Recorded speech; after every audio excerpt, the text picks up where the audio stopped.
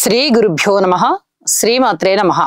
మా భక్తి టీవీని ప్రోత్సహిస్తున్నటువంటి మా ప్రేక్షకులందరికీ ధన్యవాదాలు తెలియజేస్తూ 13 ఏప్రిల్ నుంచి 19 ఏప్రిల్ వరకు గల కాలానికి రాశి ఫలితాలు ఎలా ఉన్నాయో తెలియచెప్పుకుందాము. ముందుగా గ్రహస్థితులు. వృషభంలో గురువు గారు ఉన్నారు. అలాగే కర్కాటకంలో కుజుడు నీచపట్టున్నారు. చంద్ర కేతువులు ఇద్దరు కన్య రాశిలో ఉన్నారు. బుధుడు నీచలో ఉన్నారు. శుక్రుడు ఉచ్చలో ఉన్నారు. శని రాహు రవిలతో కలిసి మీనరాశిలో. ఇక వారాంతానికి వెళ్ళేటప్పటికీ చంద్రుని యొక్క స్థితి ధనుసు రాశిలోకి వచ్చినది. రవి గారి యొక్క స్థితి తన ఉచ్చస్థానమైనటువంటి మేషరాశిలోకి వచ్చి ఉన్నది. పంచగ్రహ కూటమి కాస్త చతుర్గ్రహ కూటమి అయినది. అయితే ఇక్కడ గురువు గారి యొక్క దృష్టి కేతువు మీద పడుతోంది. అలాగే శని రాహు శుక్ర బుధ ఈ 4 గ్రహాల యొక్క దృష్టిలు కూడా కేతువు మీదనే పడుతూ ఉన్నాయి. ఇక గ్రహస్థితులలో ఇతరత్ర గ్రహస్థితులలో ఏమన్నా మార్పులు ఉన్నాయా అంటే ఏమీ లేవు. ఈ దృష్టుల ఫలితానికి వస్తే కొంచెం ఆధ్యాత్మిక చింతన బాగా పెరిగేటటువంటి పరిస్థితి కనిపిస్తోంది ప్రజలలో. అలాగే మానసిక ఒత్తిడి కొంచెం పెరిగేటటువంటి పరిస్థితి కనిపిస్తోంది.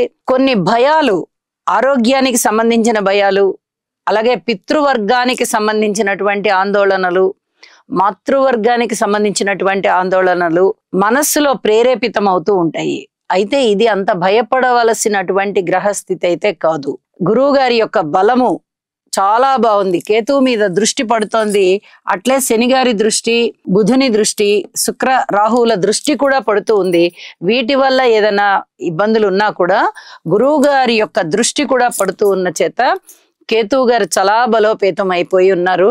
కాబట్టి ప్రజలెవరూ కూడా భయపడాల్సిన అవసరం లేదు. ఇది రాశులతో సంబంధం లేకుండా ప్రతి ఒక్కరూ కూడా తమ తమ ఇష్ట దైవాలని పూజించుకోవాల్సిందిగా, హనుమాన్ చాలీసా చదువుకోవాల్సిందిగా సూచన చేస్తున్నాను. ఇక గ్రహ సమ్మేళనాల విషయంలోకి వస్తే ఒక ముఖ్యమైనటువంటి మార్పు ఇక్కడ జరిగి ఉన్నది.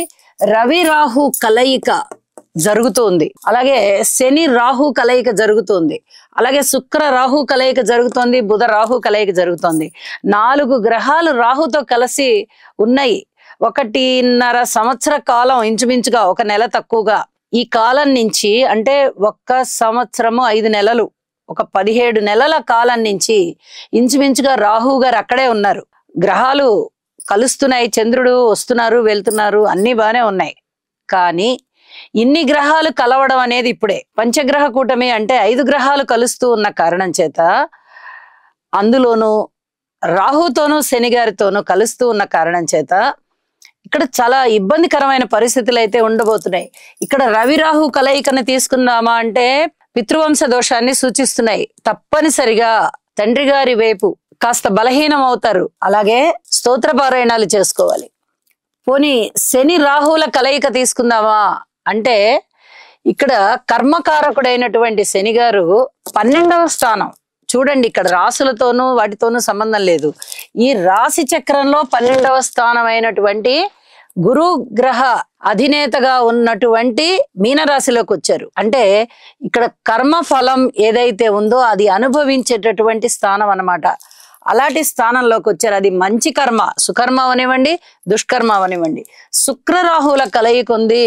ఇక్కడ స్త్రీలతో సమస్యలు, భార్యాభర్తల సమస్యలు ఇలాంటివి ఉండే అవకాశం ఉంది. బుధరాహుల కలయిక జరుగుతోంది. బుధుడు నీచలో కూడా ఉన్నారు. నరాలకి సంబంధించినటువంటి ఇబ్బందులు ఉండే అవకాశం ఉంది. ఇలా ఏదో ఒక రకమైనటువంటి ఇబ్బందిని సూచిస్తూ ఉంటారు. కాబట్టి నవగ్రహ స్తోత్ర పారాయణాలు చెయ్యండి. అన్ని రకాలైనటువంటి దోష పరిహారాలు జరుగుతాయి అని చెప్పి తెలియజేస్తూ ఇక రాశుల్లోకి వెళ్దాము. సింహరాశి. సింహరాశి వారికి ఇంకా పరీక్షలకి లోబడి ఉండవలసినటువంటి కాలమా అనిపిస్తోంది. ఏ గ్రహస్థితులు చూసినా కూడా అవి అనుకూలమైనటువంటి పరిస్థితుల్లోనూ స్థానాలలోనూ లేని కారణం చేత ఇంకా కొంచెం అనుకూలత కోసం ప్రయత్నం చెయ్యాలి. అంటే నవగ్రహ స్తోత్ర పారాయణలు చెయ్యాలి, నవగ్రహ హోమం చెయ్యాలి, ఇష్టదేవతారాధన చెయ్యాలి, తోటకూర బెల్లము ఆవుకు పెట్టాలి. అలాగే దానం ఇవ్వడం కూడా చాలా చాలా మంచిది అని చెప్పి తెలియజేస్తున్నాను. కుటుంబ రీత్యా చాలా బాగుంటుంది అని చెప్పడానికి రావట్లా, డ్రాబ్యాక్స్ కనిపిస్తున్నాయి. అలాగే స్థానచలనం కనిపిస్తోంది, అది అనుకూల స్థానచలనం కాదు. అలాగే ఖర్చులు ఎక్కువగా కనిపిస్తున్నాయి, అవి ఖర్చులు. మీరు వాటిని అదుపులో పెట్టుకోలేని పరిస్థితి ఉంటుంది. ఉద్యోగ జీవితంలో అసంతృప్తి ఉంటుంది. రాజకీయ నాయకులకి అసంతృప్తి ఉంది. వ్యాపార రంగంలో అసంతృప్తులు ఉన్నాయి. విద్యార్థులని చూద్దామా, అంతగా చాలా బాగుంది అని చెప్పడానికి రావడం లేదు.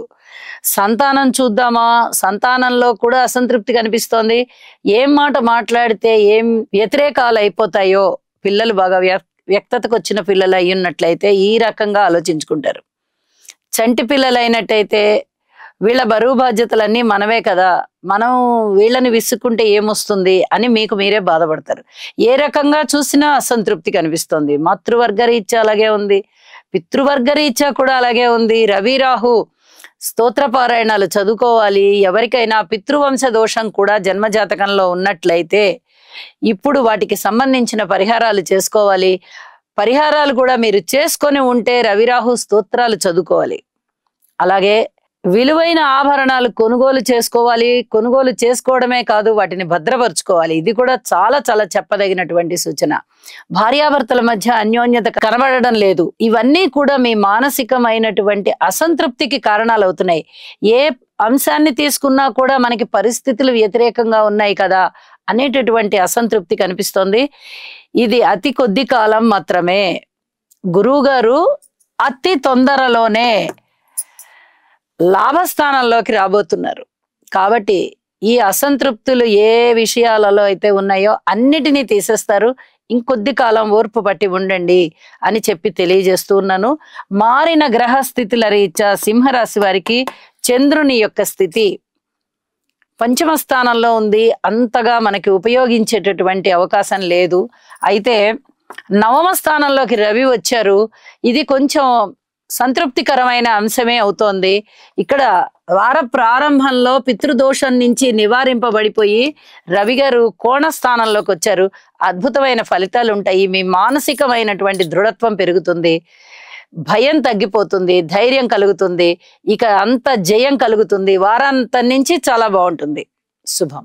శని గ్రహం యొక్క అనుకూలత కొరకు నీలాంజన సమాభాసం రవిపుత్రం యమాగ్రజం ఛాయామార్తాండ సంభూతం తం నమామి శనైశ్చరం. ఓం క్రాం క్రీం క్రౌం సహ శనయే నమః.